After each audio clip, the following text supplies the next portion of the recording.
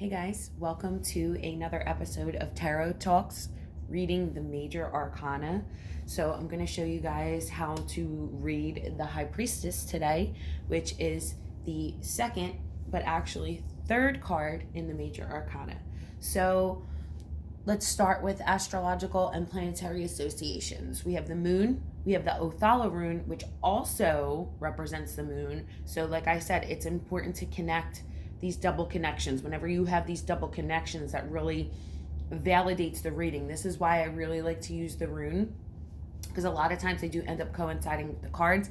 If not, it gives you a pathway to walk on. Like, okay, this means protection, so we're talking about maybe warning, maybe watching out for something that may be coming up in the future. So this rune, it represents the moon and the full moon, and anybody who practices magic or knows anything about the esoteric occult arts, the full moon is always about manifestation. So it's all pregnancy and something about to come into the world. And I really feel like this reading actually is a really good picture of that, because we have Venus in Scorpio, which is the Seven of Cups on the right hand side, which looks like something, just all these riches just popped into existence, and the guy's like, wow, oh my god, I can't believe this is my life, yay. So the first card is Sun in Virgo, and Virgo's all about methodical, meticulous work. Okay, so showing a craftsman in that picture is it's very pointed. They did that for a reason, because Virgo is such a perfectionist when it comes to exact lines and precision and things like that. So this is about keeping your head up and letting you know that there is a manifestation in process, because the High Priestess, magical meetings aside, like the dreams and psychic visions, all that kind of stuff, it really embodies in utero what is happening on the other side of the veil. It is the second card after the Magician. So after Magician zaps his magic into the universe, boom, something goes into the womb of the universe and is growing. Okay, and the High Priestess is the not the High Priestess, I'm sorry, the Empress, the next card, is the one that brings that forward into earth and into manifestation. Okay, so we're talking about and the High Priestess is also the moon. Okay, so moon is the waters of the woman and in utero. So this is very poignant for this reading. Other readings, she does denote psychic phenomenon, dreams. She is related to the sign of Cancer as well. So that can come up in other readings depending on what cards are around the card. So that's why it's important to understand all of the keywords with each card. This way you know what direction to go in with it. And I think that comes with time, but also reading cards is an intuitive art. Even though you may not feel confident in saying you're psychic, you may have some really woo-woo things that happened in your life, but it's not, kind of uncontrollable, and you can't tell somebody their present or their future. It teaches you how to trust in a feeling that you feel that you can't really describe, and that may somehow seem unreasonable, or you don't know where it came from. It's learning how to trust that. And the more that you practice this art, the more that you'll see how that comes about, and the more that you'll get used to how this information comes across to you. Because over time, you'll start to see, oh, that's how that was presented to me before. Okay, I like that. I'll take note of that. And then when you get this card, like, this is what it's going to mean. Or when you get this card with another card, like, that's what they're trying to tell you.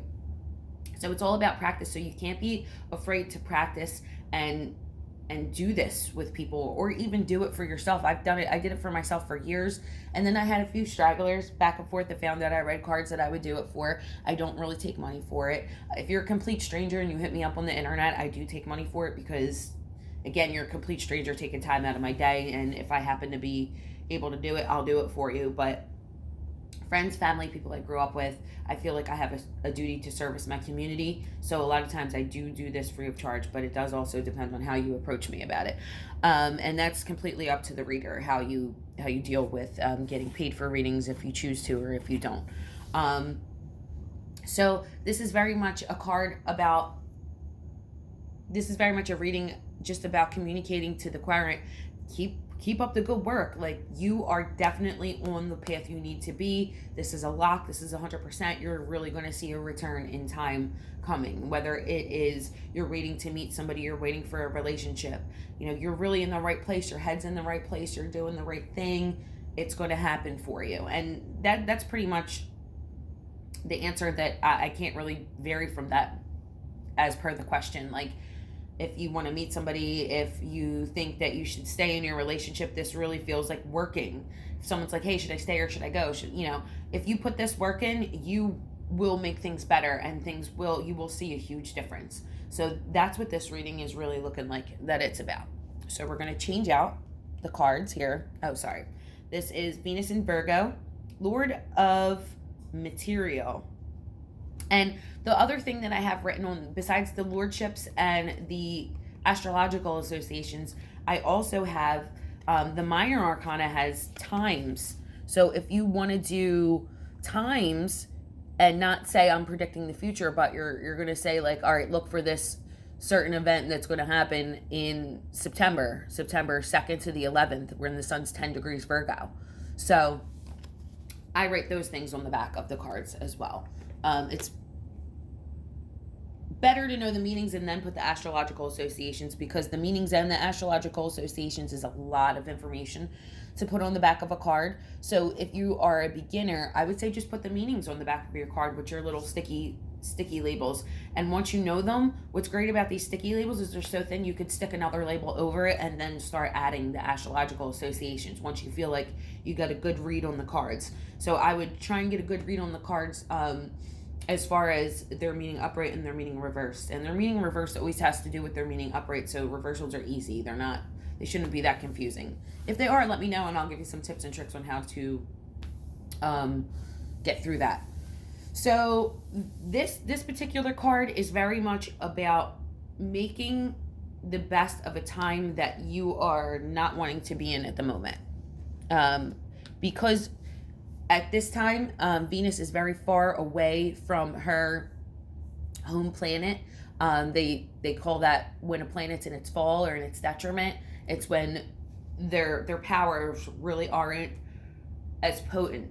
So this is a reminder to stay focused and try and make things feel as good as they can while you're going through this time. So now this whole feel of this reading has changed. Again, we still have the feeling of a process that is being a process that is growing, that is being made, something this person has to go through. So that's the feeling in the middle of the reading with the Othala and the High Priestess. Othala is also very much tied to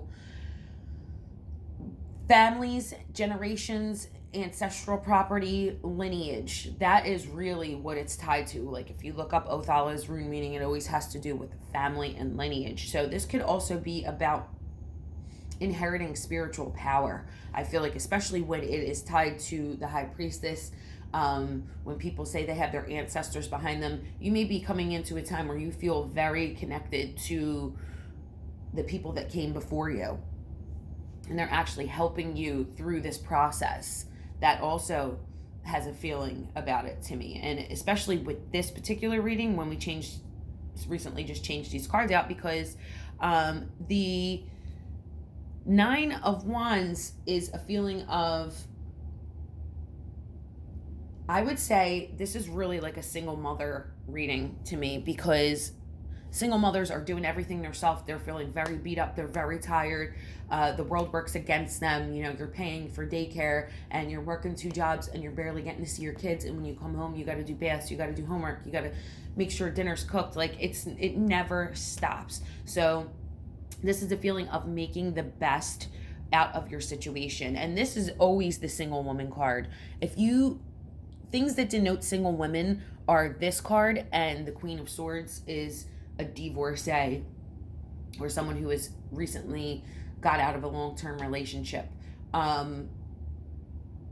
So for me, that feels like that this person could possibly be a single person who is really struggling to pay their bills and really struggling to make things work and to do the right thing. And this is just a reassurance that stay strong, connect to your ancestors and your family, and this is just a process that needs to be you need to go through this process at this time, and this is meant to be. And sometimes we have hard times that we need to go through, and make the best of it while you're able to.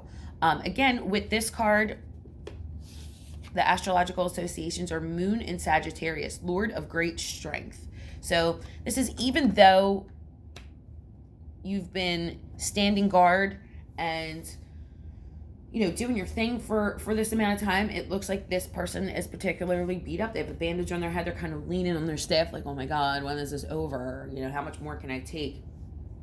I feel like it is a reassurance, again, with the full moon, that this process is almost to the end and you will see relief at some point. And you can always pull another card if you want to go to the future. Be like, hey, one little add, let's add this and see what we have. Jupiter and Leo. So this card is about recognition. Like, it's the fame card as well. Like, if somebody is saying, hey, is my career gonna go someplace, if you get this card, this is a really good card for the fame card. It's Jupiter and Leo. So we are we have that energy of expansion in the house of the self, and Leo is the actor, the singer, the person that's like, wow, on stage, look at me.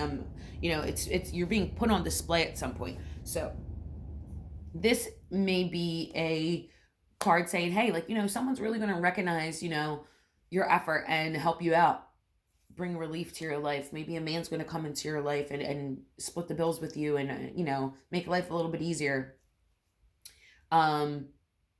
Also money.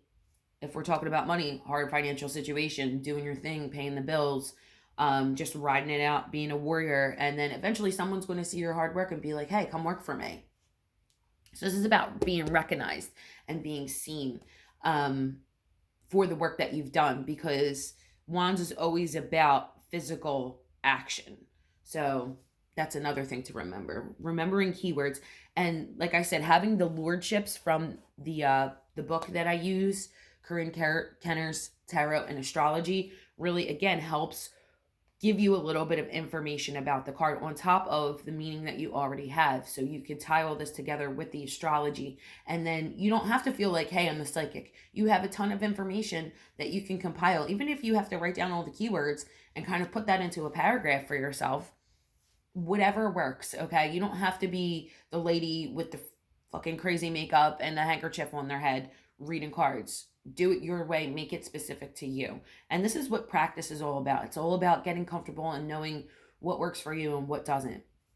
So the more that you practice, the better situation you'll be in, and the more you'll be able to remember, and the better reader you will become. So this was my video for today. I'm going to try and keep banging them out for you day by day. Hope you're enjoying this series. I'll get back to you soon. Have a good one.